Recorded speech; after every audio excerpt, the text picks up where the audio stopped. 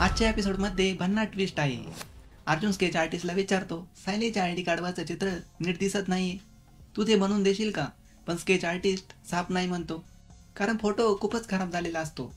तेवढ्यात अर्जुनला शंका येते, काय माहिती ते गाठोडं प्रियाच्या रूममध्येच असेल, आणि तो थेट प्रियाच्या रूममध्ये तपासायला जातो. दुसरीकडे नागराज सुमनला घाबरवतो, तुझ्या दादाची मुलगी पूर्वा रोज इतक्या लांब नोकरीला जाते, जर तिला काही झालं तर, आणि धमकी देतो, गप्प बसलीस तर तुझ्या जवळच्यांना काही होणार नाही. दरम्यान प्रिया आणि अश्विन जातात प्रतिमा आणि रविराजकडे, पण प्रतिमा तन्वीला घरात शिरायलाच देत नाही. जेव्हा प्रिया मोठं नाटक उभं करते, मला जगायचंच नाहीये म्हणत रॉकेल समोर ओतते.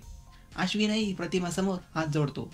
आता प्रश्न असा, प्रतिमा खरंच प्रियाला माफ करेल का? तोवर अर्जुनला प्रियाच्या कपाटात एक लॉकर दिसतं आणि त्यात लपवलेलं ते गाठोडं मिळतं. पाहत राहा, ठरलं तर मग, आणि लगेच सबस्क्राईब करा अतुल टॉक चॅनेल.